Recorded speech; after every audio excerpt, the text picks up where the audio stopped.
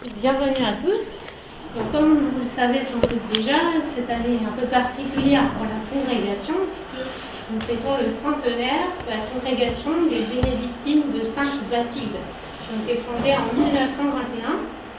Et donc c'est à cette occasion que nous avons eu l'idée de nous instruire sur notre patronne que nous ne connaissons pas bien, Sainte-Bathilde, donc, qui a vécu à une époque reculée. Et donc nous avons invité M. Bruno Judic, qui est historien, professeur honoraire de l'Université de Tours, et qui a beaucoup travaillé sur cette période, sur Saint-Martin en particulier, puis sur toute la période de transition entre l'Antiquité et le Moyen-Âge, qu'on considère souvent comme une période obscure, surtout parce qu'on ne la connaît pas bien. Donc on est très heureuse que vous ayez accepté de venir nous parler. Voilà.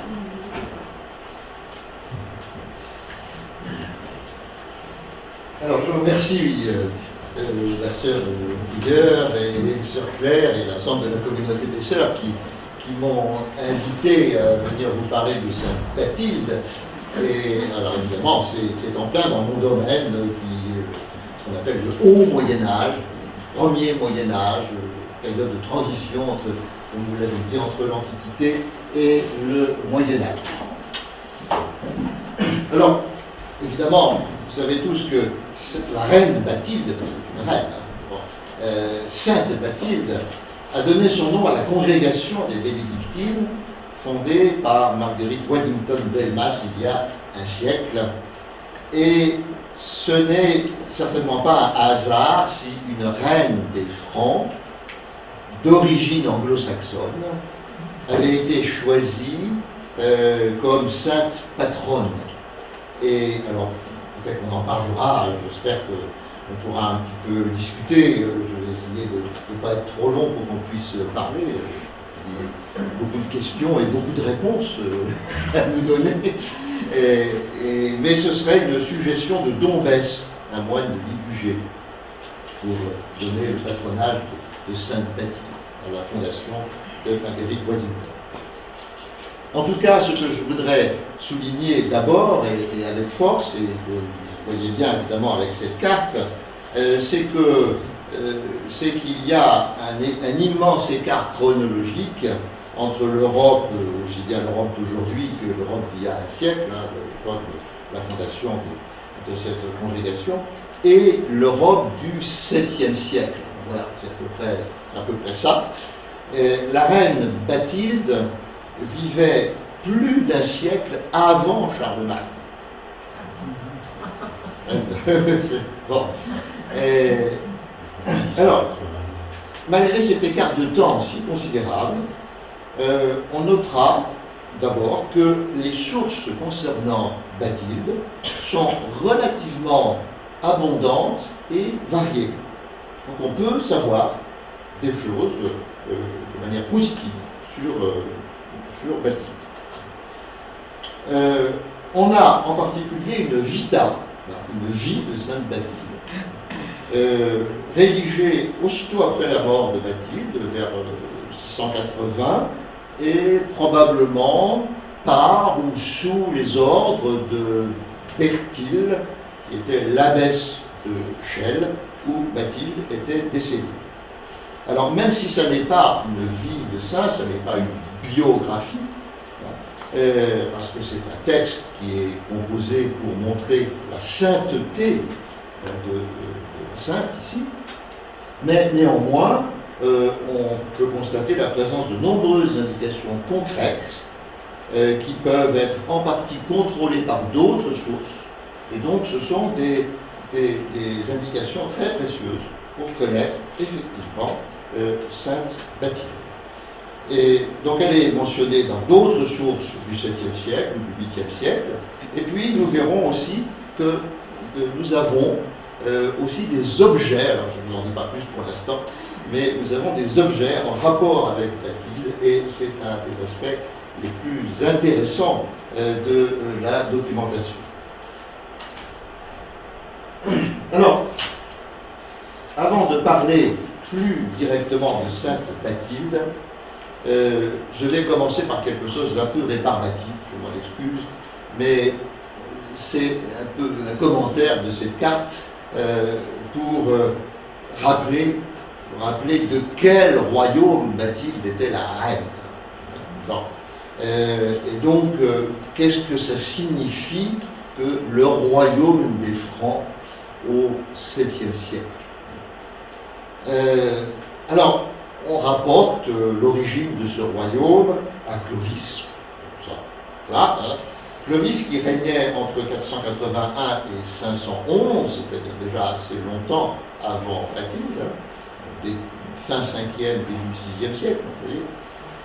Et puis, on connaît ce royaume surtout grâce à Grégoire, l'évêque de Tours, à la fin du 6e siècle, qui a rédigé 10 livres d'histoire, et qui parle en particulier de Clovis. Alors, Clovis régnait sur les provinces du nord de la Gaule romaine.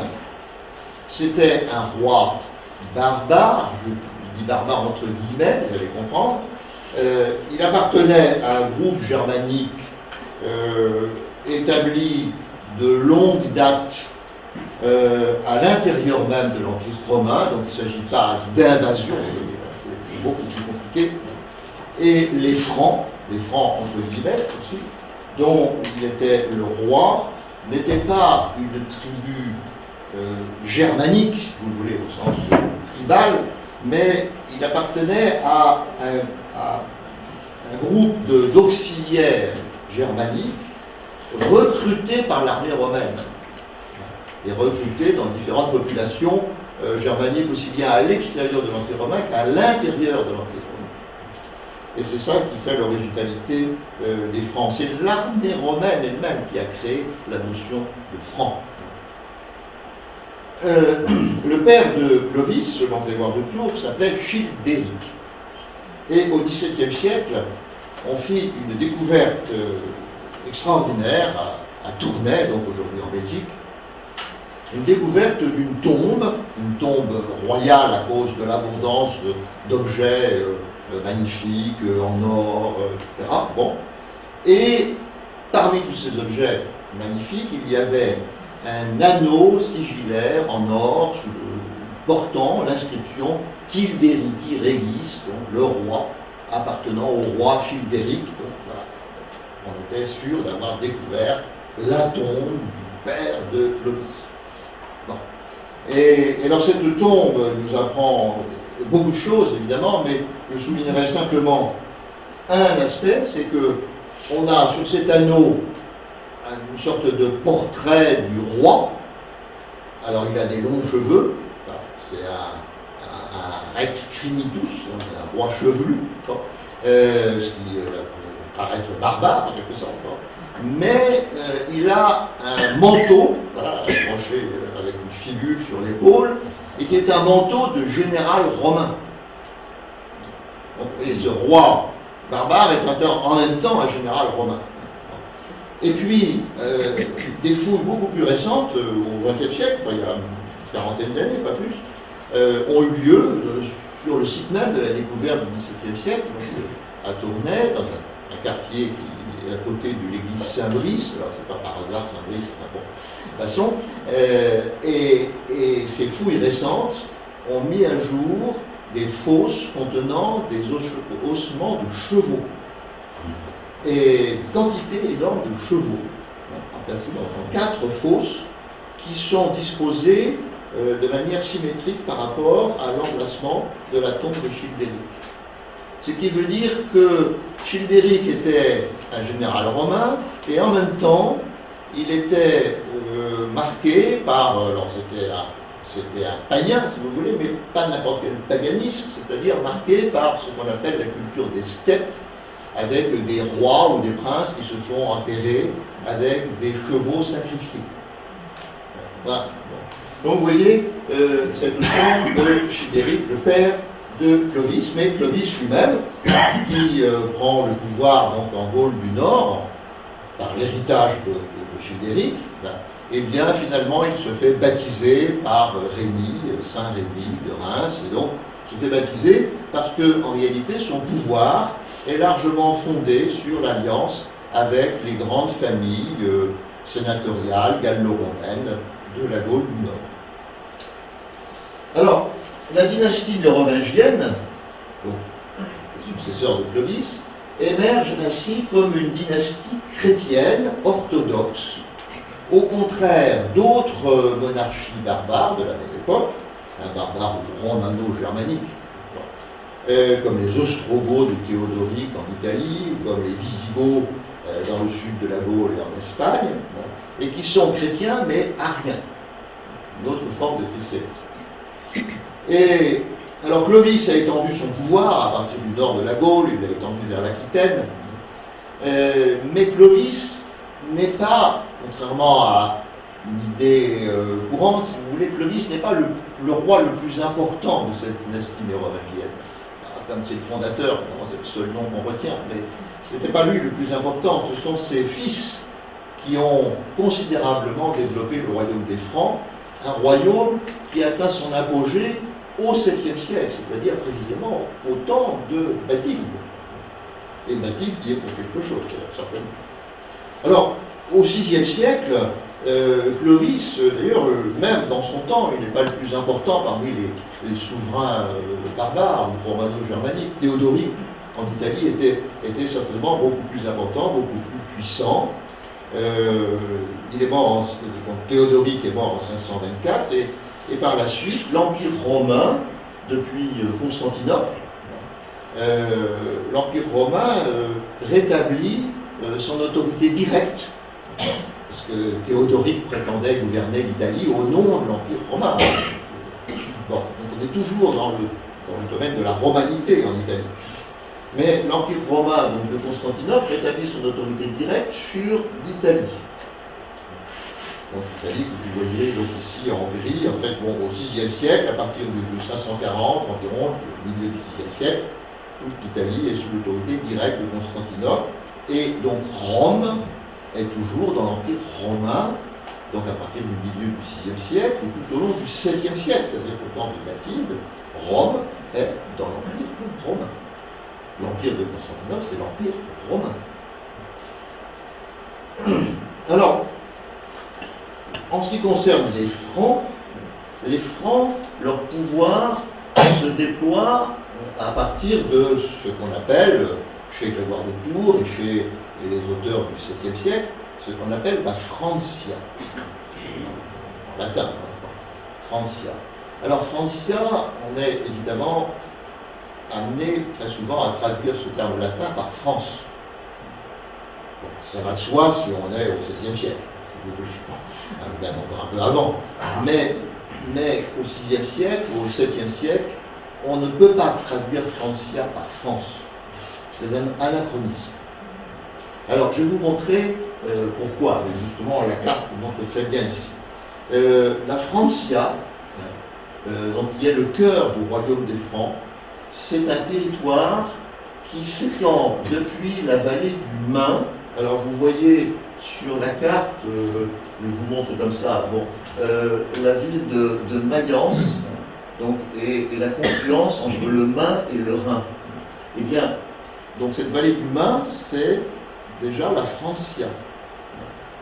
Et la Francia s'étend jusqu'aux limites de la Bretagne, vous voyez les Bretons aussi, qui eux ne sont pas du tout ni dans la Francia, ni dans le royaume des Francs. Totalement à l'écart. Bon.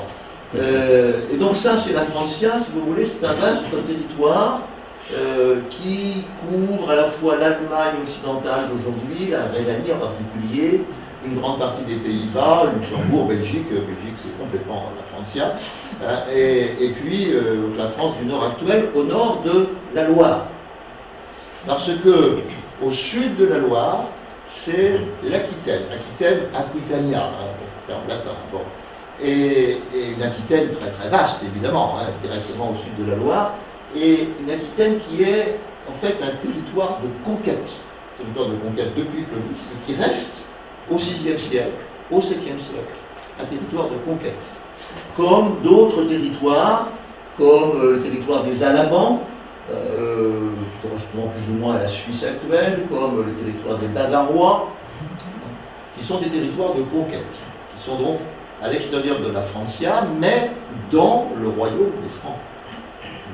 Dans le royaume des Francs. Voilà. Alors, ce royaume, il domine aussi depuis le VIe siècle, vous voyez, un autre territoire qu'on appelle la Thuringe, le duché de Thuringe, vous voyez, ici, tout à fait à l'est, et qui est donc désormais aussi à l'intérieur du royaume des Francs. Et puis, on a également des territoires de conquête vers le nord, donc, vous voyez, au-delà du Rhin, vers la mer du Nord, la Frise, c'est aussi un territoire de conquête par les Francs, en particulier au 7e siècle. Voilà. Alors, les rois les plus importants, c'est au 6e siècle Clotaire Ier, qui étendit considérablement le royaume des Francs vers l'est. Et puis, au 7e siècle, Clotaire II. Donc, je reviendrai sur Clotaire II, mais ce qui est intéressant avec Clotaire Ier, c'est que dans la conquête de la Thuringe, tout à fait à l'est, Clotaire Ier donc, s'est emparé de la famille royale des Thuringiens, et il y avait donc une princesse thuringienne, qui s'appelait Radegonde, dont il a fait son épouse, l'une de ses épouses. Clotaire Ier était polygame. Bon. Et Radegonde donc, a été ainsi importée en quelque sorte de la Francia. Ce qui est intéressant, c'est que Radegonde, alors elle est bien connue parce qu'on a une vita, on en a même deux, qui ont été rédigées juste après la mort de Sainte Radegonde. Et donc cette princesse thuringienne, devenue reine des Francs, a en fait réussi à échapper au mariage avec Clotaire Ier, enfin, tout en étant reine des Francs, officiellement reine, et avec l'aide de Médard de Soissons, Saint Médard, elle a réussi à échapper à la cour royale pour devenir religieuse, pour fonder un monastère, le monastère de Sainte-Croix à Poitiers. Et c'est comme ça que, évidemment, le cœur de la dévotion à Sainte Radegonde se trouve à Poitiers, naturellement. Bon. Alors, ce qui est intéressant, si vous voulez, c'est que donc Sainte Radegonde a fait l'objet, donc elle est morte à la fin du VIe siècle, elle a fait l'objet de deux vies de saints rédigées, une par Fortunat, le poète Fortunat, l'autre par une moniale de Sainte-Croix, justement. Et que cette vie de Sainte Radegonde est aussi un peu à l'arrière-plan de la vie de Bathilde. Voilà. Alors, autre chose intéressante aussi au VIe siècle, un des rois francs du VIe siècle a été amené, donc dans les années vers 520 à peu près, il a été amené à guerroyer contre des pirates danois, alors on va dire que ce sont des ancêtres des Vikings, bon. Mais ces pirates ont été complètement vaincus par les Francs, non seulement sur terre, mais aussi sur mer, par exemple. Les Francs avaient des bateaux, enfin bon. Et alors ce qui est intéressant, c'est que dans cette victoire remportée donc, contre ces Danois, leur roi, qui d'après Grégoire de Tours s'appelait Cloquilalicus, donc a été tué. Alors Cloquilalicus, c'est évidemment une latinisation d'un terme scandinave, hein, et les linguistes, en tout cas, affirment que ce terme correspond exactement au nom de Hygelac, et ce nom est le nom du roi des Geats dans l'épopée anglo-saxonne de Beowulf. Grande épopée de Beowulf qui est connue aujourd'hui par un manuscrit du Xe siècle, on ne sait pas quand elle a été réellement composée, cette épopée anglo-saxonne, Beowulf. Mais vous voyez qu'il y a, à travers cet épisode, évidemment, une implication des Francs dans ce qui se passe en mer du Nord. Voilà. Alors, encore un mot sur l'organisation de ce royaume des Francs au 7e siècle. Alors, on dit aussi bien le royaume franc que les royaumes francs. Donc, vous trouvez les deux expressions. Et alors, ça tient au fait que, à la mort d'un roi franc, le royaume est partagé entre ses fils. Et on s'appuie là-dessus pour dire « Ah, c'était vraiment des barbares, n'avaient aucune conception de l'État, notamment l'héritage romain, l'Empire romain, c'est un État, etc. Bon, les barbares ne connaissent pas ce que c'est qu'un État, ils partagent comme ça l'État, comme si c'était une propriété privée entre les fils. Bon. C'est pas si simple. C'est pas si simple. En réalité, les partages ne sont pas si nombreux. Et il y a une pratique de ce qu'un historien actuel qui s'appelle Bruno Dumézil appelle une pratique d'élagage dynastique. C'est une formule pour dire qu'on n'hésite pas à tuer les rejetons qui pourraient être des compétiteurs pour accéder au trône royal. Vous voyez, et alors cette pratique, elle est bien attestée, pas simplement dans le royaume des Francs, mais dans l'Empire romain. Dans l'Empire romain du IVe siècle, dans la famille constantinienne. Enfin, bon. Donc vous voyez que, bon, barbares, romains, voilà. Bon. Et surtout, ce qui n'est pas si simple, c'est que les partages, en vérité, dans le royaume des Francs, ils ne sont jamais allés réellement au-delà de trois royaumes, c'est-à-dire qu'on peut aller jusqu'à 3 rois francs en même temps, mais quelquefois un seul, ou quelquefois 2, quelquefois 3, mais pas plus, en vérité. Alors, ces 3 royaumes, vous les avez ici sur la carte.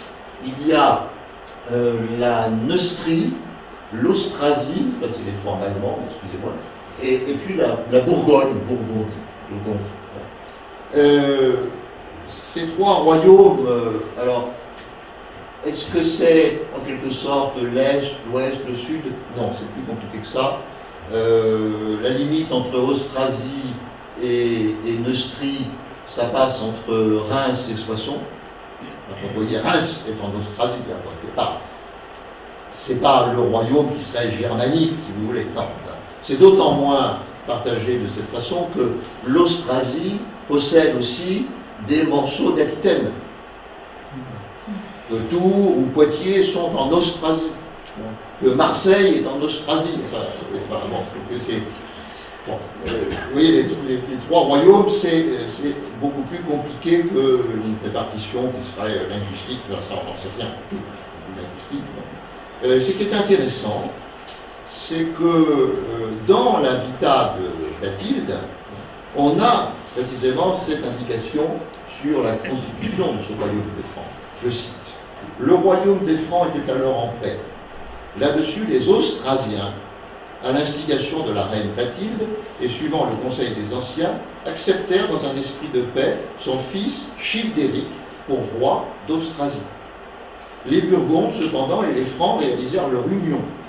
Nous le croyons, ce fut grâce à Dieu et à la grande foi de Dame Bathilde, que ces 3 royaumes maintinrent entre eux paix et concorde. » Donc les Francs, alors les Francs ici ça désigne les Neustriens, mais on peut remarquer aussi la notion de 3 royaumes. Le royaume des Francs, c'est 3 royaumes. Voilà. 3 royaumes qui peuvent être séparés, parce qu'il y a 3 rois différents, qui peuvent être réunis quand il n'y a qu'un seul roi qui règne sur les 3, ou quand il y a un roi pour un royaume et un seul roi pour 2 autres. Vous voyez, toutes les formules sont possibles. Voilà. Alors ce qui est intéressant aussi, c'est l'action de Dame Bathilde. Bien précisé dans la Vita, une action politique sur la constitution même du royaume des Francs. Alors, Bathilde, voyons Bathilde maintenant, l'origine de Bathilde nous tourne vers l'Angleterre. Avancer dans l'image. Voilà, cette carte-là sera plus parlante. L'Angleterre. Alors, selon la Vita de Sainte Bathilde, je cite, appelée par la providence divine du fond des pays situés au-delà des mers. Alors, évidemment, par rapport à la Neustrie, aux Francs, c'est au-delà des mers. Bon. Vendue à vil prix. Vendue à vil prix, c'est important. Cette excellente et précieuse perle de Dieu est parvenue jusqu'ici. Elle fut recueillie par un chef franc, un homme illustre, nommé Erquinoa. Et un peu plus loin, la Vita précise qu'elle était de la race des Saxons.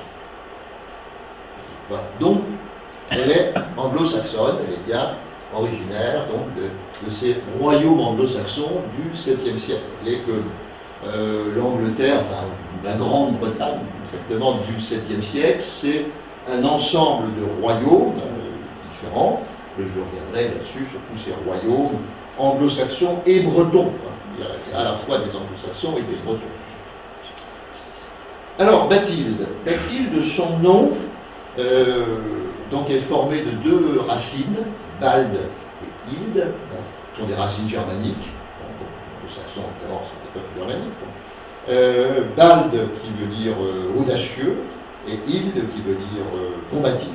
Bon, voilà. Et alors, ce nom, Bathilde, une petite précision, parce que comment dire, si on parle un peu du nez, on pourrait confondre. Bathilde, c'est pas du tout les mêmes racines que Mathilde. C'est différent. Donc Mathilde, en revanche, c'est les mêmes racines que Mechtilde. Mathilde, c'est Marthe et Hilde. Alors c'est toujours un peu donc, Marthe, puissante. Bon, et puis Hilde, combatif. Voilà. Alors en revanche, Bathilde, alors c'est un nom qui n'est pas si fréquent apparemment dans le haut Moyen-Âge. On connaît un archevêque de Cologne au temps de Charlemagne, c'est-à-dire évidemment un siècle et demi plus tard, qui s'appelle Hildewald. C'est les mêmes racines, dans l'autre sens. Bon, mais c'est pas un nom très courant, semble-t-il. La géographe insiste sur l'origine modeste de Bathilde. Il convient, je cite, de consacrer en premier lieu nos chants de louange aux mérites et vertus des saints, en l'honneur de celui-là qui fait que les petits deviennent grands, qui enlève le pauvre à son fumier et le fait asseoir aux côtés des principaux de son peuple, comme il l'a fait aussi de nos jours pour une grande et vénérable dame, la reine Bathilde.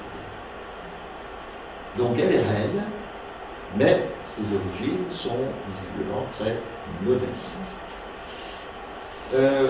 On a une autre vita de Bathilde qui a été composée à l'époque carolingienne, au IXe siècle, et qui donne à Bathilde une origine royale. Mais cette deuxième vita est en réalité un décalque de la première, et elle a été composée à Chelles, comme la première évidemment, mais à l'époque carolingienne, Chelles est devenue une très très puissante abbaye qui accueille des princesses carolingiennes, et donc évidemment il fallait bien que une fondatrice soit forcément non seulement une reine des Francs, mais d'origine royale, enfin, voilà, il fallait en rajouter en quelque sorte. Qu'est-ce qu'on peut savoir de plus sur Bathilde? Alors, on comprend qu'elle a été vendue à vie. Ce qui signifie qu'elle était esclave, ou avait été réduite en esclavage. Alors, les royaumes anglo-saxons et les bretons, enfin, ils sont tous... bon, c'est pas seulement les anglo-saxons contre les bretons, c'est une alliance d'un royaume anglo-saxon avec un royaume breton contre un autre royaume breton, contre un autre royaume anglo-saxon. Enfin, c'est des guerres incessantes entre ces royaumes. Et donc ces guerres faisaient des prisonniers qui étaient réduits en esclavage et vendus. Alors, en général, les prisonniers, évidemment, ce sont des hommes, parce que ce sont les combattants. Ou bien, ce sont les membres des familles régnantes. Quand vraiment la bataille est une catastrophe pour un roi, toute la famille royale est réduite en esclavage.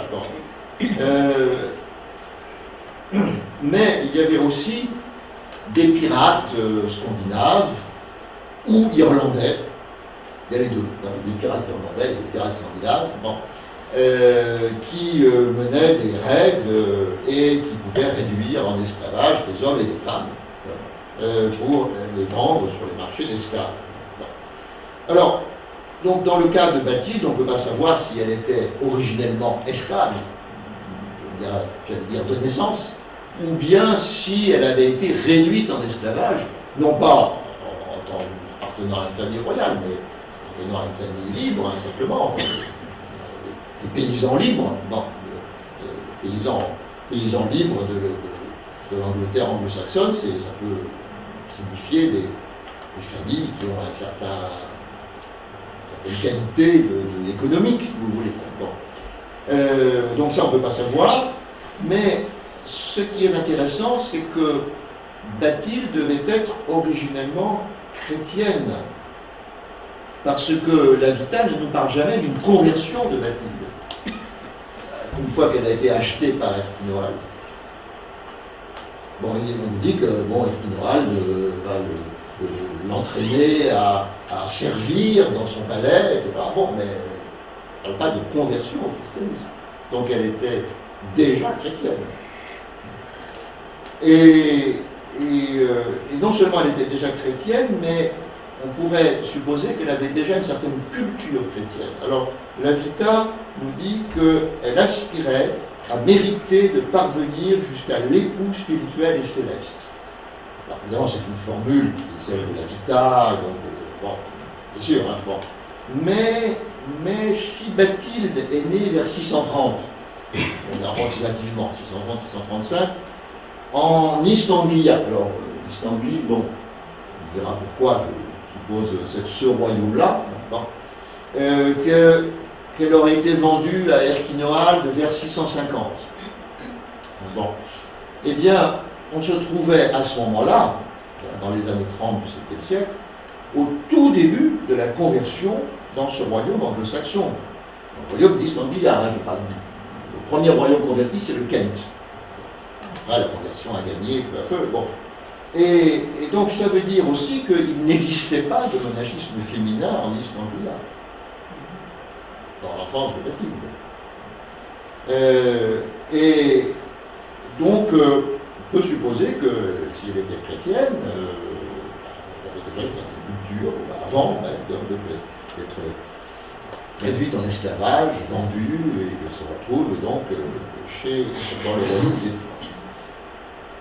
Et puis ensuite, sa propre intelligence, son propre caractère, lui assurèrent sa promotion, en quelque sorte, chez Erquinoald, qui songea à en faire son épouse, et puis finalement, elle épousa le roi lui-même, qui était le roi Clovis II, qu'elle a épousé au plus tard, en 651. Ça, c'est le royaume d'East Anglia, donc je reviendrai tout à l'heure pour vous donner les raisons pour lesquelles on pense qu'elle pourrait être originaire de ce royaume. Ça, c'est toute la parenté de Erquinoald, qui était un très puissant seigneur franc, en effet, parce que c'était le maire du palais, Major Domus, donc lui qui avait plus ou moins la réalité du pouvoir politique, et qui était, enfin, réalité, il était lié, vous voyez, par des liens familiaux avec Dagobert Ier. Et que probablement, on n'en est pas absolument certain, mais probablement la mère de Erquinoald était une sœur de la mère de Dagobert Ier. Voilà, ils sont liés de cette manière. Et vous voyez donc que c'est un personnage très puissant, et également par son ascendance, Erquinoald, vous voyez qu'il y a une Gertrude dans son ascendance. Alors c'est pas la même Gertrude, Sainte Gertrude de Nivelles, qui est dans l'ascendance des Carolingiens, des Pipinides, mais néanmoins, comme c'est le même nom, il y a peut-être des liens par là avec la famille des Pipinides, c'est-à-dire les ancêtres des Carolingiens. Alors, Erquinoald est également, vous voyez, peut-être le beau-frère de Sainte Rictrude, qui était la fondatrice de Marchienne, dans la abbaye de la vallée de la Scarpe, dans le nord de la France actuelle. Voilà, et puis donc il y a d'autres saints et saintes dans cette famille de Rictrude, et donc les relations de cette famille de Erquinoald. Alors, Bathilde elle-même, voilà, ça c'est donc une généalogie simplifiée des mérovingiens. Donc vous voyez qu'elle est l'épouse de Clovis II, donc l'héritier de Dagobert Ier. Voilà. Et Clovis II, donc il est né vers à peu près à la même époque sans doute que Bathilde, vers 635. On n'a pas la date précise. Bon. Et Bathilde a eu 3 fils de Clovis II. 3 fils qui sont tous les 3 devenus rois, Vous voyez ici, donc, Clotaire III, Childéric II et Thierry III. Et ce qui est remarquable aussi, c'est que toute la descendance de ces trois fils de Bathilde, ce sont tous les derniers mérovingiens jusqu'à la fin de la dynastie mérovingienne. Donc, toute la fin, si vous voulez, de la dynastie mérovingienne, ce sont des descendants de Bathilde.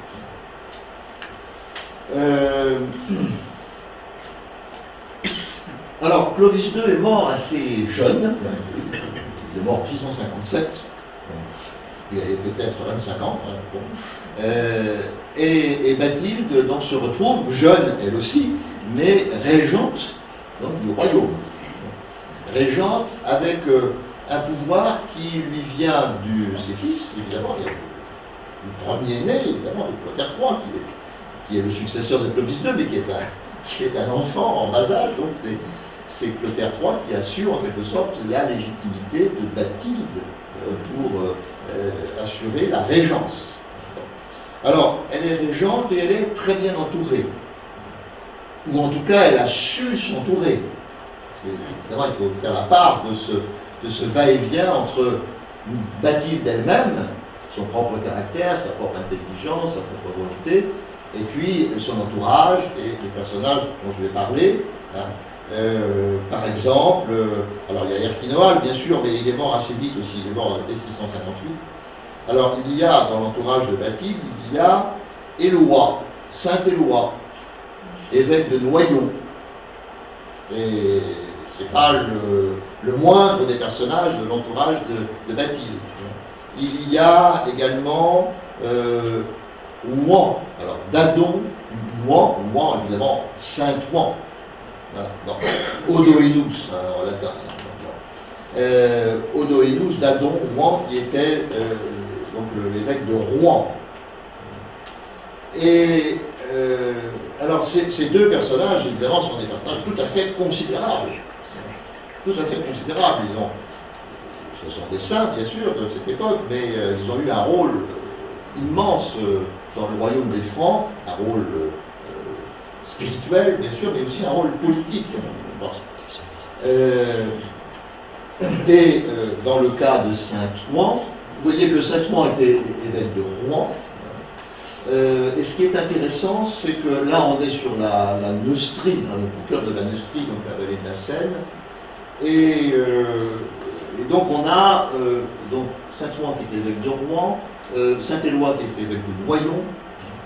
Et puis, on a aussi, dans l'entourage de Bathilde, Jeunesse, alors un personnage qui s'appelle Jeunesse ou Jeunisse, Saint Jeunesse, encore un personnage qui est devenu un saint parce qu'il est devenu ensuite évêque de Lyon, et donc c'est Saint Jeunesse ou Saint Genis, il y a une localité dans Lyon qui s'appelle Saint-Genis et Saint-Genis-Laval.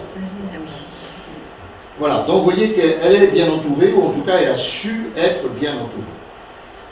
Le gouvernement de Bathilde a été marqué vers 658 par une affaire considérable, mais difficile à cerner exactement, qu'on appelle l'affaire Onemundus. Onemundus, c'était un évêque de Lyon. Alors, un évêque de Lyon, Onemundus, Onémon, il est connu sous le nom de, là aussi comme un saint, Saint Chamond. Saint-Chamond, c'est la ville de Saint-Chamond. Ne me demandez pas comment on passe de Onemundus à Chamond, mais c'est bon, c'est le même. Alors, ce Onemundus était évêque de Lyon, et il est mort de mort violente, assassiné, tué. C'est pour ça qu'il est saint. Et alors, ce qui est, c'était un évêque très important, parce que c'est lui qui avait baptisé le premier fils de Bathilde, Clotaire III. Et alors, pourquoi a-t-il été tué? Alors, on a un texte tardif qui explique qu'il avait été convoqué au palais, bon, pour se justifier en quelque sorte, bon, et puis qu'il avait refusé de s'y rendre alors qu'il avait dû être arrêté, que là, lors de l'arrestation, il a été tué. L'arrestation qui se passe mal. Alors, on a un texte très intéressant, mais bon, qui est la vita, donc une vie de Saint Wilfrid, évêque de York, donc dans le nord de l'Angleterre. Et Saint Wilfrid qui avait beaucoup voyagé avant et beaucoup voyagé, en particulier passé plusieurs années à Lyon, dans l'entourage de William Mundus. Et Étienne de Ripon, qui est le biographe donc, de Wilfrid, dit que Wilfrid se trouvait à côté de Onemundus quand Onemundus a été assassiné, il a été tué, et qu'il a été tué sur l'ordre de la reine Bathilde. Et Étienne de Ripon qualifie la reine Bathilde de Jézabel, qu'elle avait ordonné la mort de Onemundus, et que non seulement elle avait ordonné la mort de Onemundus, mais qu'elle avait aussi ordonné la mort de 8 autres évêques. Donc, vous voyez, c'est évidemment la référence ici, c'est dans le premier livre des rois, hein, Jézabel, l'épouse de Akab, qui fait tuer les prophètes de Yahvé, voilà. Et que c'est une accusation grave, hein, c'est qualifié Bathilde de Jézabel. Bon. Ce qui est évidemment ennuyeux, c'est que ça vient d'Angleterre en plus, parce que Étienne de Ripon, c'est le biographe de Wilfrid, et il écrit évidemment en Angleterre pour un public donc de Northumbrie, le nord de l'Angleterre, et que Étienne de Ripon il écrit au début du 8e siècle, et que ce qu'il écrit à propos de Bathilde eh bien, a été repris par Bède le Vénérable, le grand historien de la conversion des Anglais. Bède le Vénérable, Bathilde, celle qui avait tué. Et Bède, visiblement, ne parle pas du tout de Bathilde, d'ailleurs, dans son immense histoire ecclésiastique du peuple anglais. Il n'y a rien d'autre sur le livre. Bon, alors, évidemment, ce que nous dit Bède, en fait, c'est probablement un indice de l'origine modeste de Bathilde. Parce que Bède connaît bien les différentes dynasties anglo-saxonnes. Mais comme Bathilde n'est pas d'origine royale, il n'y a pas de raison de la connaître du côté anglais. On ne peut la connaître que comme une reine des Francs, et donc à travers, en réalité, Étienne de Ripon. Alors, quant à Étienne de Ripon, pourquoi il nous raconte ça? Il parle pour un public en Northumbrie, au nord de l'Angleterre, et puis il est possible qu'il y ait eu en fait de mauvais renseignements, de mauvaises informations par l'entourage de Wilfrid. Voilà. Ce qui est intéressant, c'est que cette accusation de Jézabel, elle a été portée aussi un peu avant la vie de Wilfrid. Elle a été portée contre une reine des Francs célèbre, la reine Brunehaut, qui régnait à la fin du VIe siècle, au début du VIIe siècle, et qui a eu le malheur de s'opposer à Saint-Colomban. Alors, Brunehaut n'était pas une sainte, ça c'est sûr, mais c'était une grande femme politique. Et comme elle s'est opposée à Saint-Colomban, dans la vita de Saint-Colomban, elle est traitée de Jézabel. Voilà. Alors, et donc on a ainsi une sorte d'assimilation, là, Brunehaut, Bathilde. Bon, je reviendrai là-dessus, mais bon, c'est intéressant. Alors, Bathilde, exerçant le pouvoir politique, on nous dit qu'elle a pris des mesures qui sont tout à fait remarquables. Elle a pris en particulier une mesure pour modifier une coutume, c'est-à-dire un aspect du système fiscal, la capitation.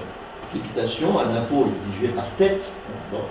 Et alors on pourra comprendre, donc selon la Vita, c'était une coutume impie et exécrable qui inspirait à trop de gens le désir de tuer leurs propres enfants au lieu de les nourrir, parce qu'ils refusaient de s'acquitter des taxes publiques. Alors, on a l'impression que ça veut dire que la capitation, elle est payée par tête vivante en quelque sorte. Donc, une famille nombreuse, c'est 6 têtes ou 8 têtes ou 10 têtes, et donc plus il y a d'enfants, plus ça coûte cher. Voilà, bon. Alors, c'est c'est un peu étrange parce qu'en réalité, la capitation, c'est un impôt romain hein, qui continue de s'appliquer au 7e siècle. Bon.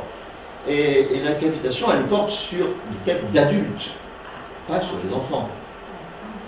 Bon. Donc il faudrait supposer que ça pourrait être une capitation qu'on appelle capitation animalinum, donc sur les animaux, hein, le cheptel. Bon. Mais alors le cheptel humain assimilé à un cheptel animal. Bon. Ce qui n'est pas impossible, mais ce qui nous placerait du côté des esclaves. Bon. Et donc un impôt pourtant non pas calculé sur les esclaves dans l'assiette, mais évidemment imposé aux propriétaires d'esclaves, évidemment. Ça pourrait rejoindre la mesure prise par Bathilde, ça pourrait rejoindre une plainte qu'on trouve dans une lettre de Grégoire le Grand, vers 600, à la fin du VIe siècle, où il écrit à l'impératrice, carrément, que les paysans corses sont tellement accablés d'impôts par l'administration impériale qu'ils sont obligés de vendre leurs enfants pour les payer les impôts, et que malgré tout, ils sont finalement contraints de fuir chez les Lombards. Alors fuir chez les Lombards, chez Grégoire le Grand, les Lombards c'est les affreux par excellence. Voilà. Vous voyez. Alors, autre mesure prise par Bathilde, elle a interdit de vendre des esclaves chrétiens en dehors du royaume des Francs. Et éventuellement, elle a fait racheter des esclaves, soit pour leur rendre la liberté, soit pour les faire entrer dans des monastères. Alors, on conçoit très bien que la vente des esclaves, vous la touchez de près, hein, évidemment. Bon, elle est arrivée comme esclave. Hein. Et aussi, on voit dans cette mesure qui a certainement été appliquée, au moins progressivement, parce que c'est cette mesure du fait d'interdire de vendre des esclaves chrétiens, donc il reste esclaves, mais un peu plus. On voit là une mesure qui a certainement joué un grand rôle dans la conversion au christianisme des peuples du nord et de l'est de l'Europe, des peuples païens, parce que, évidemment, comme ils sont païens, à chaque fois qu'il y a une défaite militaire, les prisonniers sont réduits en esclavage et ils sont vendus. Bon. S'ils sont chrétiens, ils deviennent plus difficiles à vendre. Et voilà, donc c'est un aspect très important de la conversion au christianisme. Vous voyez que la mesure ici prise par Bathilde est un élément tout à fait important. Alors, il y a aussi ce qu'on appelle, dans la politique de Bathilde, la Klosterpolitik. C'est l'historien allemand, Klosterpolitik, c'est-à-dire la politique monastique, politique de monastère. Et ça, c'est très intéressant, c'est que la Vita nous dit que Bathilde s'est occupée des seignoresses basilicales du royaume, c'est-à-dire les basiliques majeures, principales du royaume, qui étaient, alors je cite, Saint-Médard, Saint-Denis et Saint-Germain, Saint-Médard et Saint-Pierre, Saint-Aignan et Saint-Martin. Alors, il faut un peu chercher, mais on peut supposer que Saint-Denis, c'est Saint-Denis au nord de Paris. Saint-Germain, ce serait Saint-Germain d'Auxerre. Saint-Médard, Saint-Médard de Soissons. Saint-Pierre, ce serait Saint-Pierre-le-Vif à Sens. Saint-Aignan à Orléans. Et Saint-Martin de Tours. Voilà. Les 6 basiliques majeures du royaume, dont elle veut prendre soin en leur imposant la règle. Alors la règle monastique, alors on ne sait pas exactement de quelle règle il s'agit à ce moment-là. Il n'y a pas forcément la règle de Saint-Benoît. Et puis alors elle s'est occupée de fonder des monastères. Et en particulier 2 monastères très importants. Ce sont 2 établissements qui ont eu une destinée absolument considérable au fil des siècles jusqu'à la Révolution française. Les 2 fondations de Bathilde, c'est d'abord Chelles. Alors vous voyez Chelles, donc sur la Marne, immédiatement à l'est de Paris. Chelles, c'est une fondation pour des femmes, des moniales.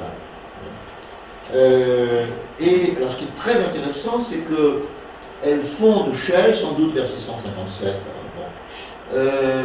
en faisant venir à Chelles une abbesse, qui s'appelle Berthilde, et qui était une moniale de Jouarre. Alors vous voyez Jouarre, qui est plus loin sur la vallée de la Marne, et c'est très intéressant parce que Jouarre, c'est un endroit qu'on connaît, je vais dire assez bien, parce qu'on a encore aujourd'hui des témoignages. Voilà, la crypte Saint-Paul à Jouarre, avec le sarcophage de Théo de Childe, abbesse de Jouarre, au temps de Bathilde, donc au temps de Berthilde, donc c'est Théo de Childe qui a dû négocier avec Bathilde, envoyer Berthilde à Chelles. Vous voyez, et on a aussi dans tous ces sarcophages de Jouarre, on a tout au fond, ici, un sarcophage assez extraordinaire qui est le sarcophage de Agilbert, qui était le frère ou le cousin de Théo de Childe, de la même famille. Bon. Agilbert, il a été évêque de Paris. Mais avant d'être évêque de Paris, il était évêque en Angleterre, évêque dans le royaume du Wessex. Et pendant longtemps, enfin, il a passé beaucoup d'années en Angleterre, et il revient ensuite dans le royaume des Francs, mais à un moment où probablement Bathilde n'est plus régente, elle est désormais à Chelles. Donc vous voyez qu'il y a évidemment des relations en réalité très étroites entre le royaume des Francs et les royaumes anglo-saxons. Et puis alors, je vous montre quelques images de Jouarre parce que c'est quand même très intéressant. Voilà le sarcophage de Agilbert. Alors le côté, avec une scène qui évoque la résurrection. Et puis le petit côté avec un Christ en tétramorphe, mais c'est une représentation, c'est le premier qu'on ait en Occident, représentation du tétramorphe. Voilà, et puis le sarcophage de Théo de Childe. Bon. Donc Jouarre, c'est vraiment quelque chose d'extrêmement intéressant. Et ici, dans toute la vallée de la Marne, avec Jouarre, avec Rebais, avec Farmoutier, ce sont des fondations des années immédiatement antérieures à Bathilde, par une grande famille qui est la famille aussi de Saint-Ouen. Et cette famille, c'est une famille qui avait reçu Saint-Colomban vers 610, quand il s'échappe de la vallée de la Loire, de l'histoire de la Loire, pour retourner vers le Rhin, et il passe par là, il est accueilli par cette famille. Et d'après la Vita Colombani, il avait béni les enfants, les jeunes enfants qui ensuite sont devenus Saint-Ouen, etc. Et puis Adon, le fondateur de Jouarre, et puis le fondateur de Rebais, et puis etc. Donc vous voyez qu'il y a dans cette vallée de la Marne, évidemment, tout un contexte monastique extrêmement intéressant, et dans lequel s'insère la fondation de Bathilde à Chelles. Alors, autre fondation très importante, c'est la fondation de Corbie, donc immédiatement à l'est de Amiens. Et là, c'est une fondation de moines, pour les moines, avec un premier abbé, Théo de Fred, qui devient ensuite évêque d'Amiens, et puis un deuxième abbé qui vient de Luxeuil. Donc Luxeuil, évidemment, fondation colombanienne. Vous voyez, donc on a un réseau monastique auquel, en quelque sorte, se rattachent les fondations de Bathilde. Elle a aussi contribué à des fondations comme Fontenelle Saint-Vendry, et puis elle a fait de généreuses donations à Luxeuil, à Farmoutier. Bon, voilà. Ce qui est intéressant, c'est que on peut voir ici dans ce tableau de la Neustrie on peut imaginer en quelque sorte que, et c'est une réalité, qu'il y a évidemment des liens importants avec l'Angleterre par la vallée de la Seine, évidemment par Rouen, par les monastères de l'histoire de la Seine, mais aussi par la vallée de la Somme, donc Corbie, et puis Saint-Riquier. Alors Saint-Riquier, c'est une fondation monastique antérieure aussi à Bathilde, mais pas de beaucoup. Et Riquier, Ricardus, c'était un personnage qui avait d'abord été missionnaire en Angleterre avant de revenir. Bon. Donc il y a là aussi des liens avec l'Angleterre, et j'ai noté Cantovic, tout à fait au nord, là-bas, qui est un port qui émerge à cette époque-là pour les relations transmanches avec l'Angleterre. Alors, est-ce que Bathilde a eu aussi une politique en direction de l'Angleterre? Et là, c'est une question qui reste posée, mais je vais vous montrer quelque chose. Voilà. Alors, c'est un objet qui a été découvert en 1998. C'est tout neuf, si je puis dire. Bon. Et c'est un anneau sigillaire, c'est-à-dire qu'on a des noms d'anneaux, et alors qui porte une inscription. Voilà. Les lettres sont dans différentes positions, mais on lit parfaitement Bald il 10. Bathilde. Bon. Et alors, cet objet en or a été découvert en 1998 dans les environs de Norwich, donc en East Anglia. Ah, l'East Anglia, royaume d'East Anglia. Bon. Ça a été découvert, malheureusement, si je puis dire, par un prospecteur à l'aide de, vous voyez, ces machines qui permettent de repérer les métaux. Bon. Alors je dis malheureusement parce que du coup, on n'a pas de contexte archéologique. Encore heureux que le découvreur, alors je ne connais pas le détail, mais encore heureux que le découvreur ait finalement cédé l'objet à un musée, enfin, le musée de Norwich, enfin, bon. Mais évidemment, on n'en sait pas plus, parce que je supposais que le découvreur n'a pas envie d'avoir un procès sur le dos s'il l'a découvert dans un champ qui ne lui appartient pas. Enfin, vous voyez? Bon. Donc on n'a pas de contexte archéologique, ce qui est évidemment très très ennuyeux. Bon. Tout ce qu'on sait, c'est que ça a été découvert dans les environs de Norwich, donc on sait que c'est l'East Anglia. Et comme ce nom, Bathilde, je vous le disais en commençant, n'est pas si courant, enfin, on n'a pas d'autre cas en réalité. Donc, voir le nom ici sur un objet en or, évidemment, qui avec un personnage. Alors, ce ne serait pas le portrait de Bathilde, ce serait le portrait de Clotaire III, au nom duquel elle régnait. C'est sûr, c'est bon.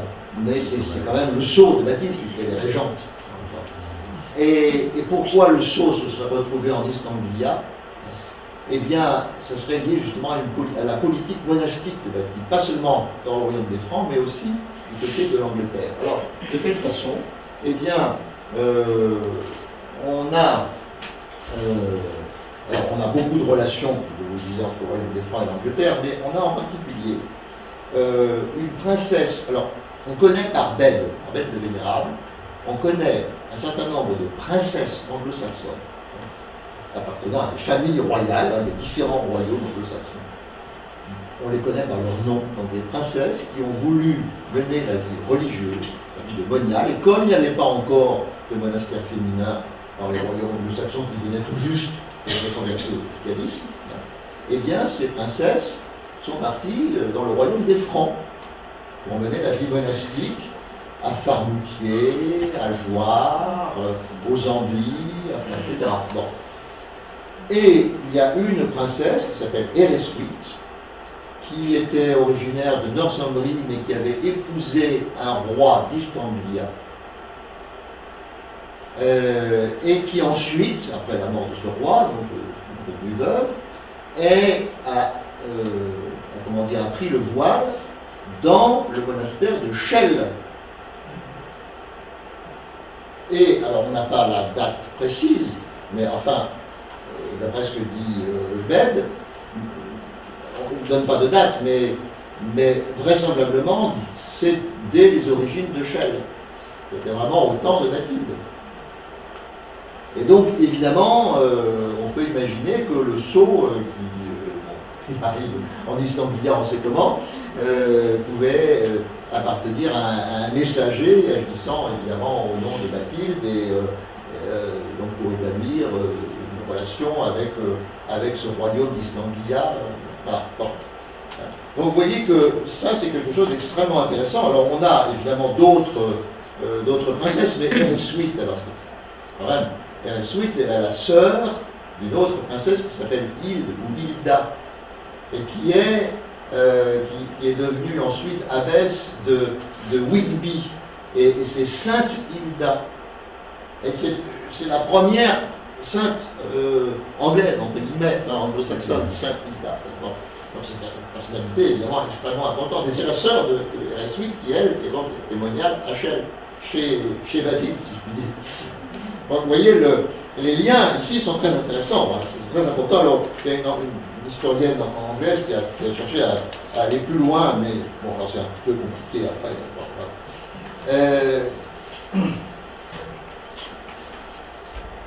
Quelques mots sur la spiritualité de Bathilde à travers la Vita. Bon.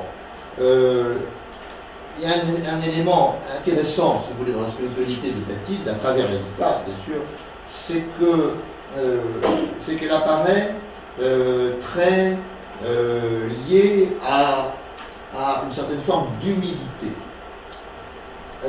Même dans l'exercice du pouvoir royal, en l'occurrence, même quand elle est régente. Et alors, bon, il y a différentes sources littéraires hein, pour la Vita, bon, par rapport à des textes antérieurs, mais c'est quelque chose qui est intéressant parce que la Vita, par exemple, de Bathilde fait explicitement référence à la Vita de Radegonde. Mais Radegonde, il y a une différence énorme, c'est que Radegonde a été reine antique, mais elle n'a jamais régné, elle n'a jamais gouverné, elle a été toute sa vie, elle a été moniale, Radegonde. Elle s'est échappée de la cour, enfin, elle n'a jamais régné, Radegonde, elle n'a jamais exercé le pouvoir politique. Alors que Bathilde a effectivement exercé le pouvoir politique. Et néanmoins, la Vita insiste sur son humilité.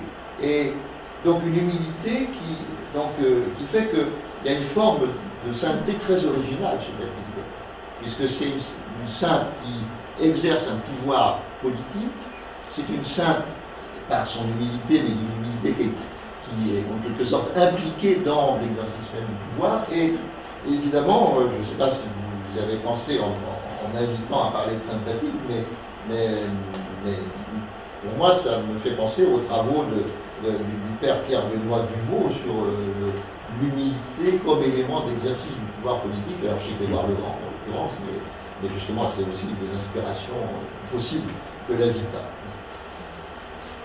Bon, alors, je vais terminer, il y aura encore beaucoup d'autres choses à dire, mais on va peut-être dire sans doute des questions. Je vais terminer en évoquant un objet tout à fait extraordinaire. Voilà. Alors il se trouve que donc, la grande abbaye de Chelles a disparu avec la Révolution française. Bon. Et les bâtiments ont été largement détruits, etc. Mais les reliques ont été conservées. Alors les reliquaires avec les métaux précieux, évidemment les métaux précieux ont été pris bien sûr au moment de la Révolution. Mais les reliques elles-mêmes ont été conservées dans des chasses en bois, enfin bon, et conservées dans l'église paroissiale de Chelles. Conservées comme ça, telles quelles, bon, récupérées, sans y toucher. Et alors, à la fin du XIXe siècle, il y a un prêtre qui doit être le curé de Chelles qui a sorti ce qu'on appelle la chasuble de Chelles, que vous avez ici. Alors, on ne sait pas très bien comment il a fait, mais en fait, ça devait se trouver justement dans les chasses, dans les reliques. Et puis alors, plus récemment, en 1983, il y a eu un examen extrêmement poussé de tous les reliquaires qui se trouvaient dans cette église de Chelles, qui sont croisières. Et là, on a fait des découvertes tout à fait étonnantes, alors qui ne sont pas très... c'est pas aussi beau que ça, mais je suis obligé de vous en parler. C'est qu'on a découvert en réalité, on pourrait dire, la tombe de Bathilde et la tombe de Bertille, la laisse. La tombe, c'est-à-dire, évidemment, les tombes, c'était des sarcophages. Bon. Mais au IXe siècle, il y a eu une cérémonie d'élévation, on dirait de canonisation, même si en fait il y a déjà une vita qui est écrite aussitôt après sa mort, mais donc d'élévation sur les autels, hein, des restes de Bathilde. Donc on a dû vider le sarcophage à ce moment-là, au IXe siècle, et tout réunir dans un reliquaire. Mais tout, absolument tout. Et tout est resté comme ça, dans ce reliquaire, jusqu'en 1983. Et donc, alors en fait c'est plus compliqué, c'est-à-dire que au moment de la Révolution, on a transféré dans des sacs.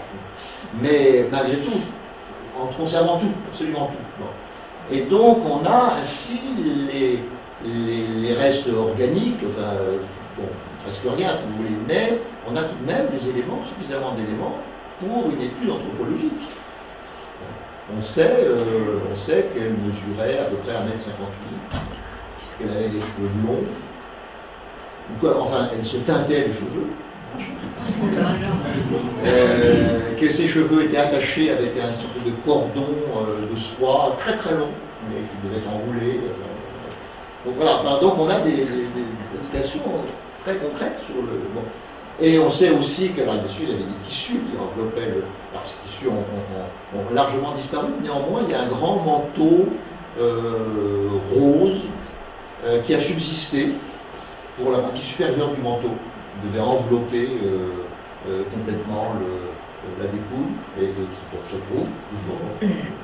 Donc tout ça a été retrouvé en 1983, c'est intéressant. Et tout ça est exposé dans un musée à Chelles, le musée Alfred Bonneau. Et, alors, sauf les reliques corporelles elles-mêmes qui sont restées dans les chasses, et donc dans les reliquaires, dans l'église paroissiale. Malgré tout, l'objet le plus considérable, le plus extraordinaire, vraiment extraordinaire, c'est ça. Alors ça, c'est pas une découverte de 1983, c'est une découverte un peu antérieure, à la fin du XIXe siècle, par justement Alfred Bonneau, qui est le curé de Chelles, et donc qui publie donc la découverte sous le nom de Chasuble de Chelles. Alors qu'est-ce que c'est? Qu'est-ce que c'est? Alors j'ai deux images, c'est à peu près la même, mais là c'est un peu, j'ai centré sur le décor, si vous voulez. C'est une tunique en lin qui, alors on a cru que c'était aussi dans le tombeau, mais en fait non, parce que si ça avait été dans le tombeau, ça n'aurait pas pu être conservé aussi bien. Donc ça a dû être conservé aussitôt après la mort de Bathilde dans un reliquaire lié en quelque sorte à un culte de Sainte Bathilde, même si un culte spontané, si vous voulez, enfin dans le contexte de l'abbaye de Chelles. Et puis ensuite, ça a fait partie des reliquaires qui étaient conservés dans l'abbaye jusqu'à la Révolution, etc.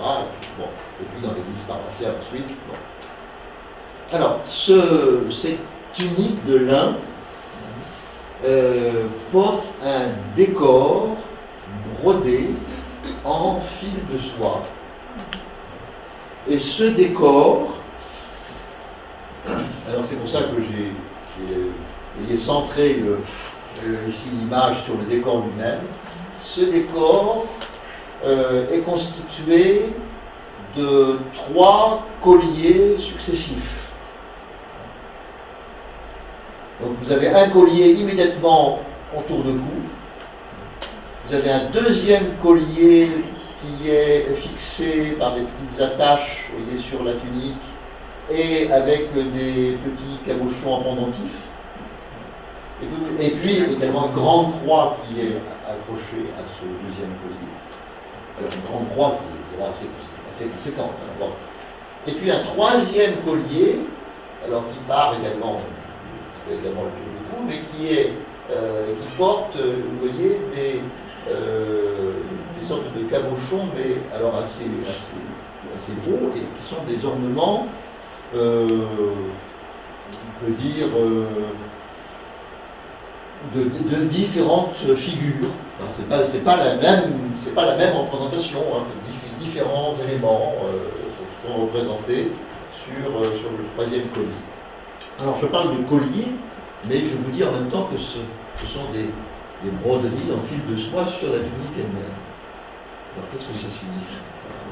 C'est en forme de collier, mais la croix aussi, hein. La croix aussi c'est brodé, hein. C'est pas bon. Alors qu'est-ce que ça peut signifier?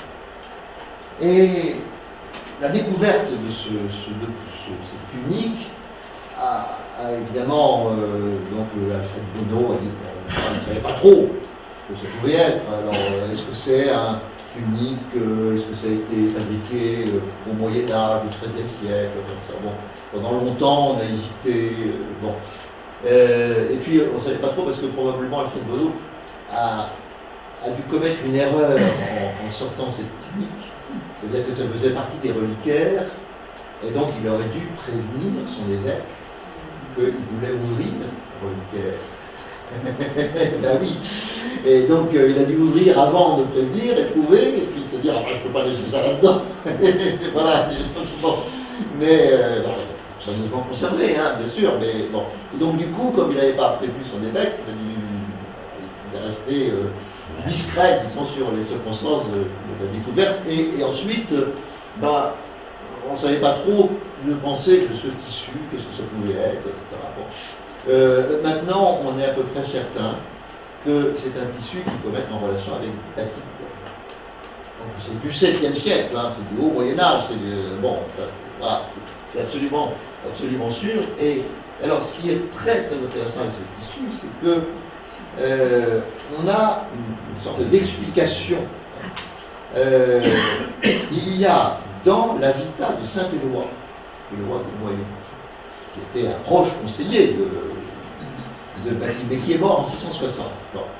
Et alors dans la vita de Saint-Éloi, on dit qu'après sa mort, Éloi est apparu en songe à un courtisan, un membre de la cour, du palais, en expliquant que la reine devait abandonner ses bijoux pour lui donner des œuvres, hein, et que ça ne convenait pas donc à son idéal religieux de porter des bijoux de si grande valeur, et qu'il était chargé, ce courtisan, de transmettre le message à la reine. Donc, elle est régente à ce moment-là, hein, Bathilde. Et donc, Bathilde aurait suivi l'ordre de Éloi. Elle portait de vrais bijoux, de vrais colliers, une vraie croix, etc. Bon. Elle aurait donc abandonné tout ça, alors même qu'elle était reine, donc, avant même d'être à Chelles, enfin, elle est à Chelles à partir de 665 à peu près. Mais elle ne pouvait pas abandonner les insignes de son pouvoir de reine. Et donc, elle aurait fait broder, peut-être broder elle-même, enfin, bon, et fait broder exactement la reproduction des bijoux. Alors, on a quelques parallèles qui sont évidemment intéressants. Voilà, le portrait de Théodora, l'impératrice byzantine, l'épouse de Justinien au VIe siècle, hein, on est au milieu du VIe siècle, donc à peu près un gros siècle avant Bathilde. Théodora, évidemment, elle a, vous voyez, des colliers avec des pendentifs, voilà, bon. De vrais colliers avec pendentifs, bon. On a aussi voilà. Ça, c'est ce qu'on appelle l'évangéliaire de Monza, l'évangéliaire de la reine Théodelinde, une reine des Lombards. Donc on est à la fin du VIe siècle, début du VIIe siècle, on va dire presque un demi-siècle avant Bathilde. Et sur cet évangéliaire, vous voyez qu'il y a une croix, alors on a les deux reliures, hein, bon, et il y a la même croix de chaque côté. Et la croix, c'est la même croix que celle qui figure dans les bijoux de Bathilde. Alors évidemment, porter une croix aussi considérable en pendentif, c'était de la part de Bathilde évidemment une affirmation de sa foi, ça, inévitablement. Hein, bon. Mais de surcroît, on peut évidemment faire le rapprochement direct entre cette croix de l'évangéliaire de Monza et la croix que portait Bathilde, ou encore, alors vous voyez, ça c'est un tableau du XVe siècle, la messe de Saint-Gilles, début XVIe siècle, même, vers 1500. La messe de Saint-Gilles, alors c'est la représentation de la messe de Saint-Gilles, c'est Charlemagne qui a commis un grand péché, et Saint-Gilles prie pour l'âme de Charlemagne. Alors Charlemagne est en prière. Et puis, eh bien, grâce à la prière de Saint-Gilles, il y a un ange qui apparaît tout en haut et qui porte un petit papier avec l'inscription comme quoi le péché de Charlemagne est bon. Mais ce qui est intéressant, c'est que la scène se passe dans l'abbaye de Saint-Denis, dans l'abbatiale de Saint-Denis. Dans l'abbatiale de Saint-Denis, à l'autel principal de l'abbatiale de Saint-Denis, et vous voyez que tout en haut de l'autel, donc il y a un décor, il y a une croix. Et là, on sait, je suis sûr, que cette croix, elle avait été fabriquée par Éloi, Saint Éloi, qui était orfèvre à l'origine. Il s'y connaissait en bijoux. Et donc c'est la croix de Saint Éloi qui est là-haut. Et c'est une croix qui est aussi une croix du même style, si vous voulez, que la croix portée par Bathilde sur ses vêtements. Voilà. Alors, donc cette chasuble de Chelles, enfin la tunique, on va dire, la tunique de Chelles, c'est évidemment un objet unique, absolument unique, qui est aujourd'hui présenté dans le musée Alfred Bonneau à Chelles, et qui est le témoignage le plus extraordinaire, à la fois de la reine Bathilde et de la sainte Bathilde, en ayant trouvé cette solution pour combiner les insignes du pouvoir et le dépouillement par rapport aux richesses matérielles. Voilà. Alors, j'avais éventuellement, oui, ça c'est une image amusante, un tableau du début du XVIIIe siècle qui représente Bathilde vendue à Erquinoal. Alors, il y a le peintre du début du XVIIIe siècle qui représente le marchand d'esclaves en pirate barbaresque, avec son turban, le XVIIIe siècle, et puis Erquinoal, alors c'est le seigneur Archambault, Erquinoal qui donne en français Archambault, le seigneur Archambault, un seigneur du XVIIIe siècle, voilà. Et Bathilde, donc, un jeune esclave, voilà, bon. Et puis, alors, voilà tout ce qui reste de l'abbaye de Chelles aujourd'hui. Les deux églises, Saint-Georges et Sainte-Croix, bon, enfin, les éléments des deux églises. Et c'est tout ce qui reste. Et alors, ce qui est très intéressant, enfin, un peu étonnant quand même, c'est que Sainte Bathilde, évidemment, a été célébrée et vénérée à Chelles, bien sûr. Et également ailleurs, on a des témoignages, on a des cultes rendus à Sainte Bathilde. Bon. Néanmoins, contrairement à beaucoup d'autres saints du XVIIe siècle, comme Saint-Jean, Saint-Éloi, Saint-Louis, etc., elle n'a pas donné son nom à des lieux, des agios, ce qu'on appelle des agiotoponymes. Et, ou même Sainte-Radegonde, justement. Sainte-Radegonde, oui, mais pas Sainte-Bathilde. Et en particulier, le monastère de Chelles n'a pas pris son nom. Ce n'est pas un monastère Sainte-Bathilde. Ce qui fait que, alors je vais vous montrer ça pour finir, voilà. Ce qui fait qu'il y a aujourd'hui à Chelles, c'est un projet, mais je crois qu'il est en cours de réalisation, la construction d'une église. Alors, il est vrai qu'il y avait, jusqu'à maintenant, il n'y a qu'une seule église paroissiale à Chelles, alors que Chelles, c'est une commune de 50 000 habitants, bon, la banlieue parisienne, évidemment, mais une seule église paroissiale, l'église Saint-André, médiévale. Et donc, il y a un projet de construire une église Sainte-Bathilde. Voilà. Il y aura donc à Chelles une église Sainte-Bathilde. Alors, je crois qu'elle est en chantier. Voilà donc l'apparence qu'elle aura. Donc, une apparence un peu. C'est une architecture qui semblerait évoquer un peu une architecture du Haut Moyen-Âge. Et puis, dans cette église, il y aura une statue de Sainte Bathilde. Alors, il y en a une avant, bien sûr, hein, Sainte Bathilde, mais voilà, c'est une statue qui a été réalisée. Alors, la statue, elle existe déjà. Une statue qui a été réalisée pour la future église Sainte-Bathilde de Chelles. Et une statue, vous voyez, alors c'est ça qui est amusant, c'est que la statue évoque avec différentes pierres de couleur, et puis la croix sur la poitrine, enfin, évidemment, la statue évoque la tunique de Chelles. Voilà, alors, je suis à votre disposition pour des questions, mais aussi pour des réponses, parce que je pense que vous savez peut-être beaucoup de choses également autour de... Le sarcophage de Sainte-Bathilde était bien à Chelles. Alors, il était à Chelles. Il oui. était. Oui. Est-ce qu'il est visible Non, je crois qu'il n'existe plus. Il n'existe plus. Est-ce que la fondation des différentes abbayes par Bathilde avait aussi une incidence politique, des sortes de relais de pouvoir Certainement, mais...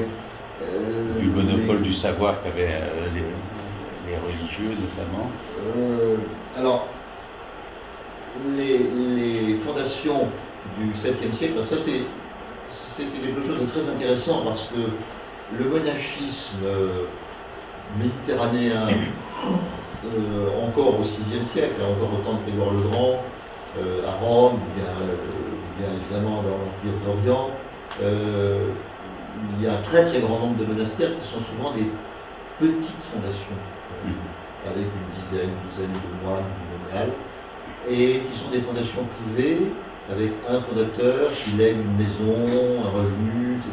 Puis alors, souvent ça ne dure pas très longtemps parce qu'il y a des contestations avec des héritiers qui disent non, on ne peut pas, ici, etc. Donc bon. Et quelquefois ça peut être plus durable, mais c'est souvent dans un contexte urbain. Bon. Et la Gaule, en particulier la Gaule du Nord, voit l'émergence justement au 7e siècle, justement avec Bathilde, de fondations monastiques dans un contexte rural, avec une énorme dotation en domaines ruraux, donc une richesse foncière absolument considérable. Une richesse foncière qui, évidemment, provient de donations qui ne sont pas privées, qui sont des donations. C'est l'État mérovingien lui-même qui fournit des domaines aussi considérables. Et donc ça veut dire qu'en retour, bien sûr, les énormes revenus de Corbie, par exemple, ne sont pas destinés à assurer aux moines une sorte d'aisance matérielle incroyable. Non. Bon, c'est vrai qu'il faut faire vivre des moines qui peuvent être assez nombreux. C'est vrai que s'il y a une cinquantaine, soixantaine de moines, dans un contexte où on est...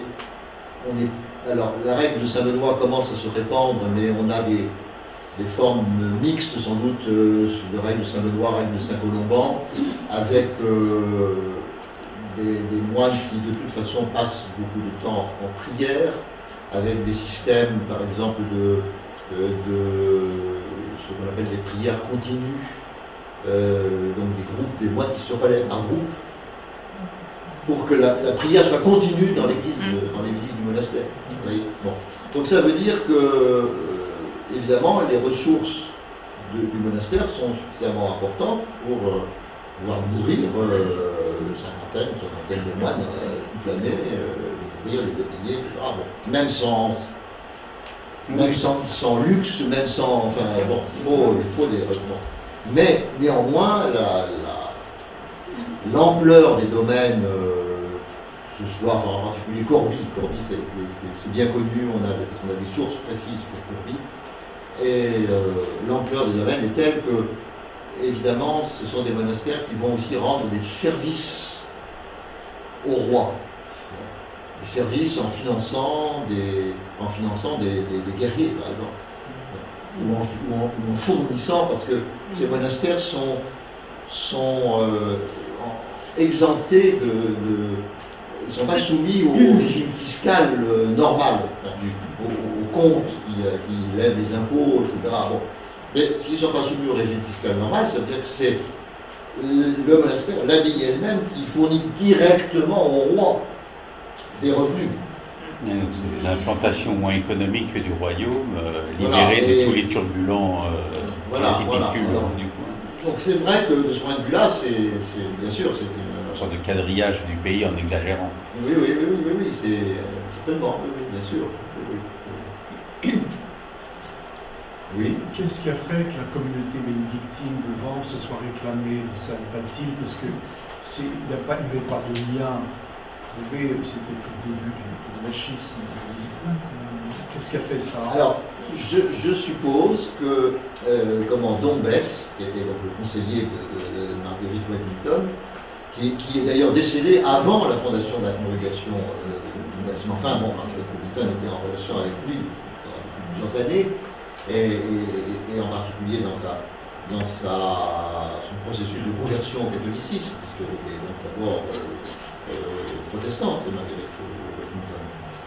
Et je pense que Dombès, astucieusement, je dirais ça comme ça, a bien compris que Marguerite Waddington Delmas était non seulement la fille d'un homme politique et d'un homme d'affaires très important, son père, Richard Wellington, mais aussi la nièce de William Wellington, qui fut en 1879-1880 président du Conseil de la Troisième République.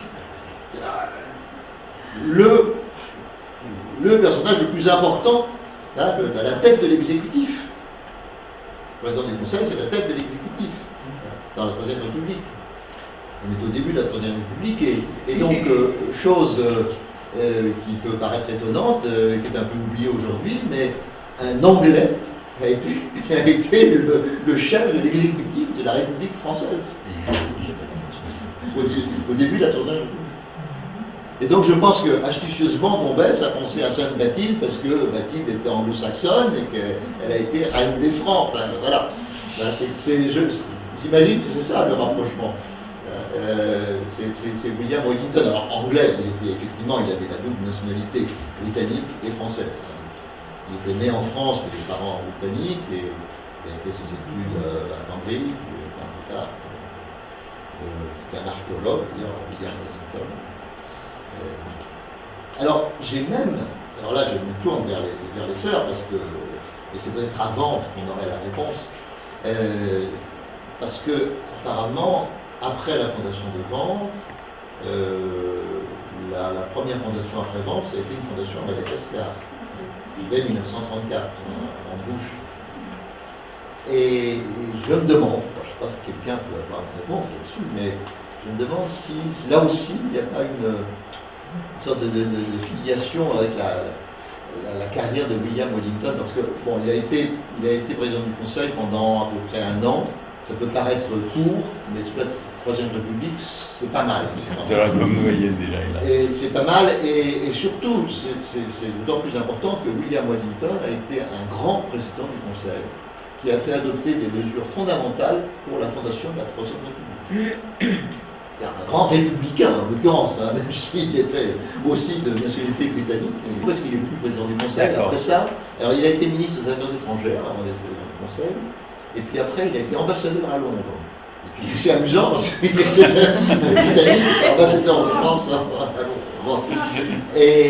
Mais, alors, il était ambassadeur à Londres pendant plusieurs années, jusqu'à sa mort, je trouve, presque.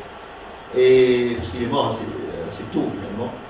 Et William Wellington a joué un grand rôle lors de la conférence de Berlin de 1885, partage de l'Afrique entre les puissances coloniales. Et donc, je soupçonne, mais alors là, c'est une pure hypothèse, je soupçonne qu'il a pu jouer un rôle dans le fait que c'est à ce moment-là, justement en 1885, ça correspond à ce qu'on appelle la première guerre franco-houve à Madagascar, et c'est à ce moment-là que la Grande-Bretagne et la France se sont mises d'accord en ce qui concerne Madagascar, en disant, bon, la Grande-Bretagne disant, bon, Madagascar, ça va à la France, alors que sur tout le 19e siècle, l'influence britannique avait été très importante à Madagascar. La Grande-Bretagne accepte de laisser Madagascar à la France, en échange de la reconnaissance par la France de la domination britannique sur Zanzibar.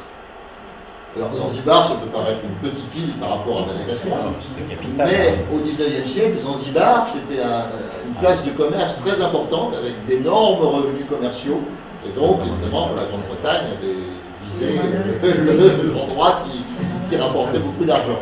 Voilà. Et alors, je ne serais pas étonné que Marguerite Waddington, donc mère Bénédicte, pouvait se souvenir de ce qui s'était passé en 1885, et donc elle aurait été, comment dirais-je, aiguillée vers Madagascar à cause de ça.